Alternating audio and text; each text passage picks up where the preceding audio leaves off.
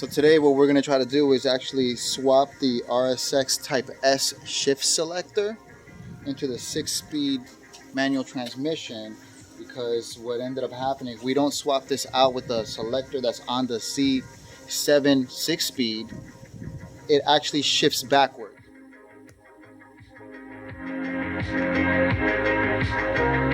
So whenever you think you're in first, you're actually in 6. And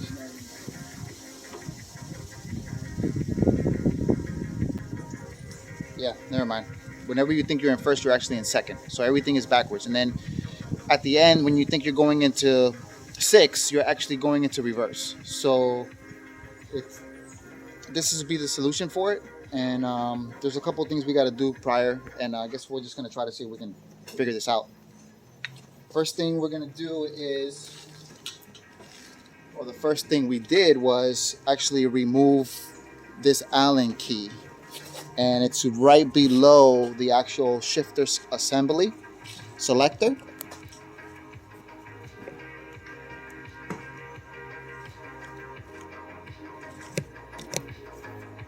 Right here. So this Allen key came out of this slot right there.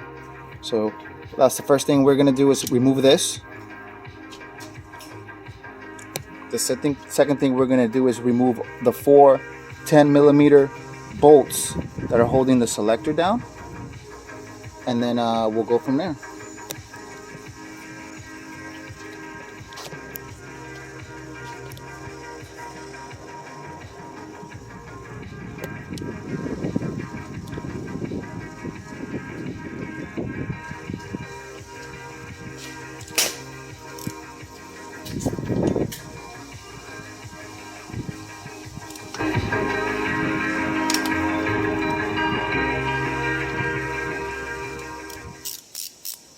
Oh, the other thing I forgot to mention is that it's very important that you're actually sitting in neutral. So you want to make sure you're in neutral, and this should freely move up and down. If it's in gear, you will not be able to move this up and down. So you just want to make sure that this is sitting in this neutral position, and then you can slide this up and down like this.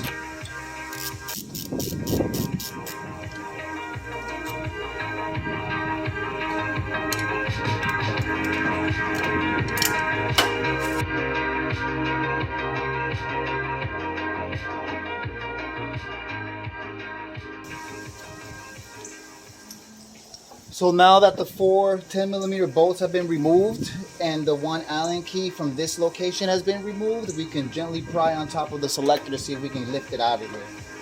It's going to have some silicone gasket maker here, so this might take a little bit of strength to get off.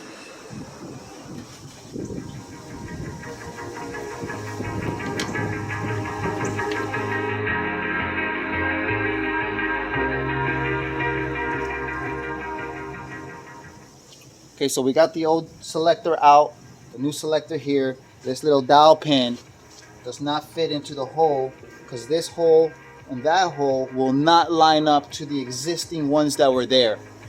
Now the casting actually has the holes receiving there, but they're not tapped.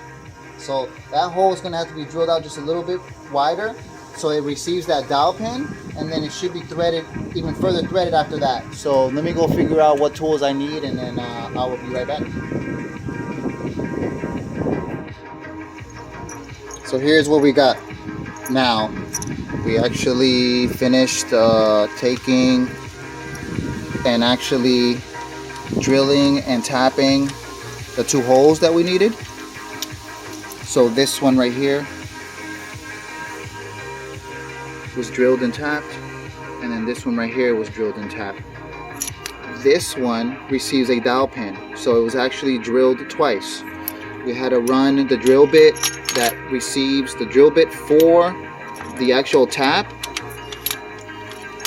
was this one, and we taped it, we marked it with that tape, so that gives us our depth of how deep we want to go with it.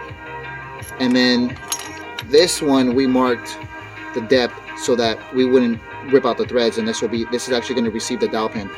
So your other hole does not have a dowel pin, that one, So that one just took the single drill bit. Once the hole is drilled out, we went ahead and we tapped it with one of these, and actually gives us our threads. And the one that you need is a, let's see if we can get this thing to focus here. It's a 6mm, oh, backwards. It's going to be a 6mm by 1.0, and then your drill bit will be a 5mm drill bit, and that's what's going to give you your, your set width for the actual tap. So let's see if this all works out now.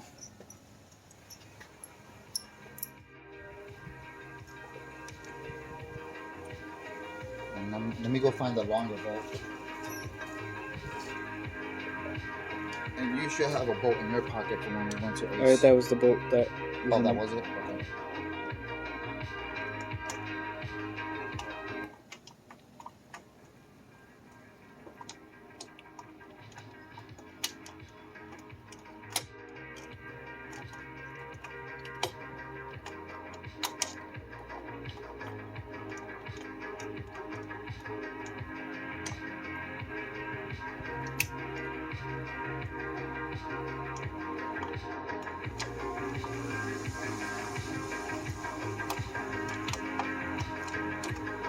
You have a hard time there? Yeah, it went in easier before.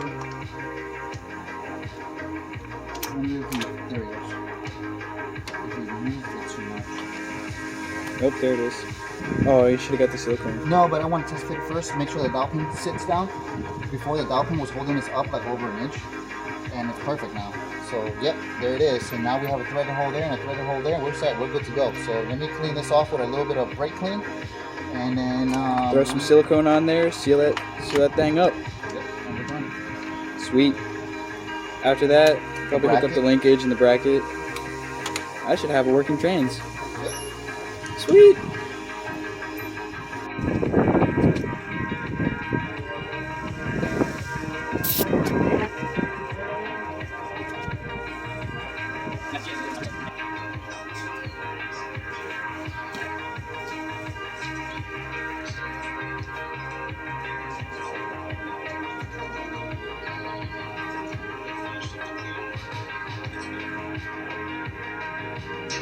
Little sealant right there.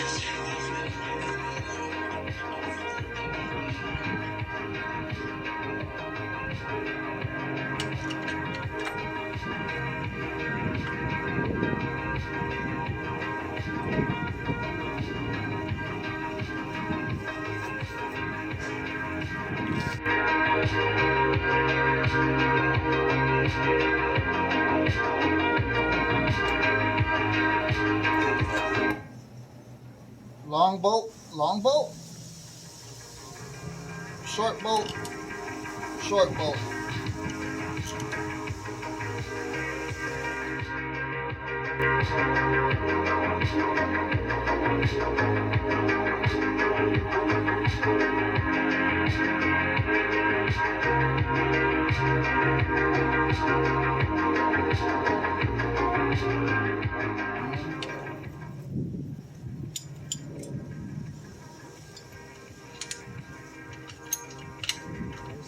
Let me feel this. Oh, that feels good. Yes.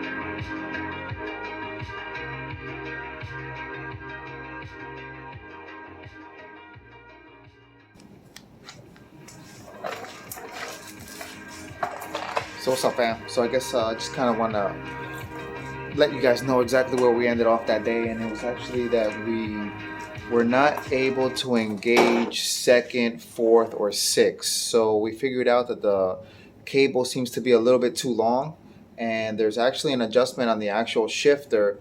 But in order for us to do that adjustment, we're gonna have to drop the entire assembly down and actually move a couple things. So we're just gonna leave that for another day.